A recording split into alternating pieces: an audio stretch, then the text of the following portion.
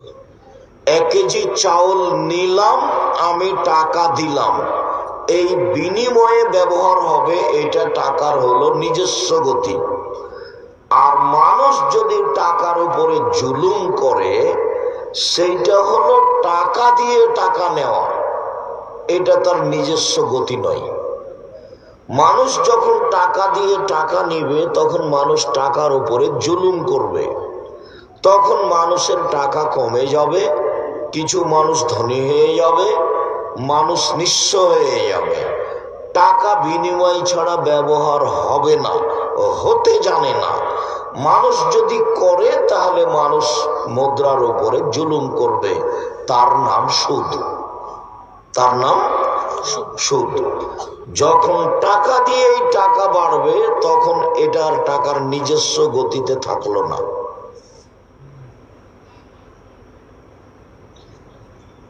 তো যখন টাকার উপরে মানুষ জুলুম করবে, তখন মানুষ গরিব হয়ে যাবে, নিঃস্ব হয়ে যাবে। আল্লাহ তাআলা বলছেন, ইয়ামহাকুল্লাহু রিবা ওয়া ইউরবিস সাদাকাত। সুদ মানুষের টাকাকে কমিয়ে দেয়, আর দান মানুষের টাকাকে বেশি করে দেয়। এটা আল্লাহ বলেন। সুদ খেলে মানুষের টাকা কমে যাবে, আর দান করলে মানুষের টাকা বেশি হয়ে যাবে। তখন আল্লাহ দুইটা মুখামুখি বললেন, ব্যবসা আর সুদ। এবার দুটা মুখামুখি বলছেন, দান আর সুদ। আল্লাহর এই কথাটাকে আল্লাহর নবী বলছেন, শোনো পৃথিবীর মানুষ।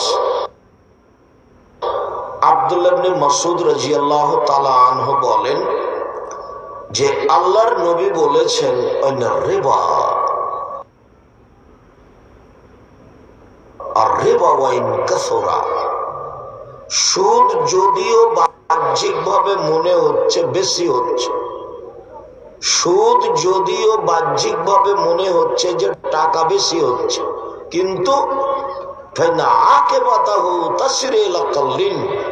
তার ফলাফল হলো নিঃস্ব।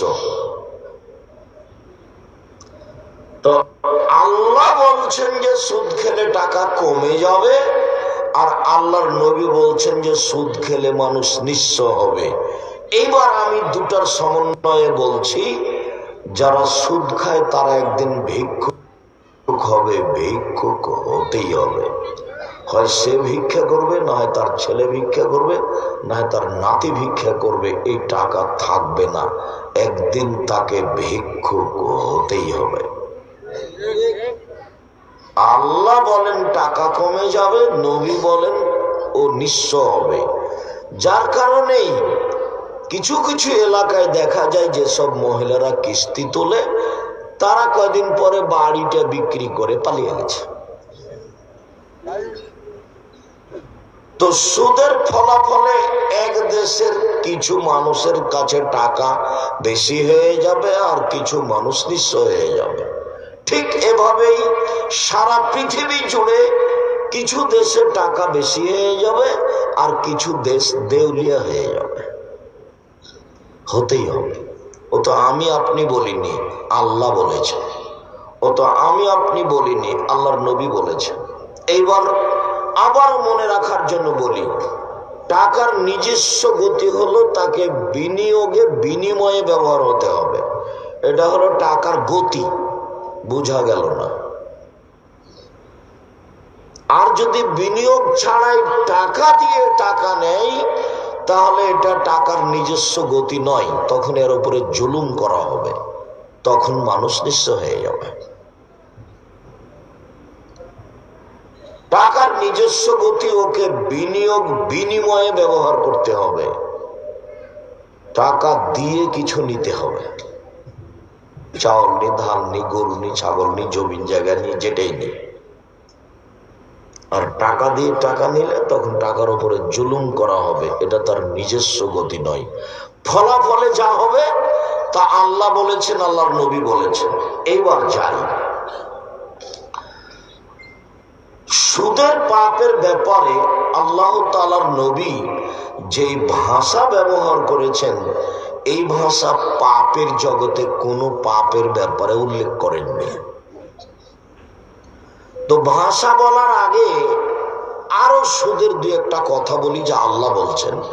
আল্লাহ তাআলা বলছেন, ইয়া আইয়ুহাল্লাযীনা আমানু লা তাকুলুর রিবা আযআফাম মুযাফা।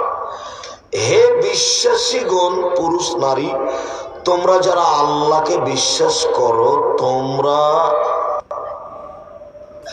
সুদ ডবল শতগুণ হারে খায়ও না, তোমরা সুদ খায়ও না। এটা আল্লাহ আদেশ করলেন। এটা হলো পুরুষ নারী সবাই।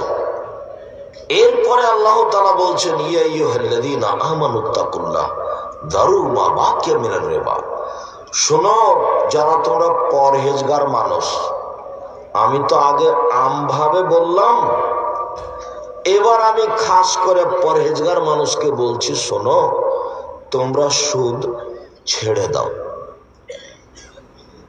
তাহলে একবার বললেন সুদ হারাম আর ব্যবসা হালাল, আর একবার বললেন সুদে টাকা কমে যায় আর দানে টাকা বেড়ে যায়, আর একবার বললেন পৃথিবীর মুসলিম পুরুষ নারী, তোমরা দ্বিগুণ শতগুণ হারে সুদ খায়ও না, আর একবার বললেন ও পরহেজগার পুরুষ নারী, তোমরা সুদ ছেড়ে দাও।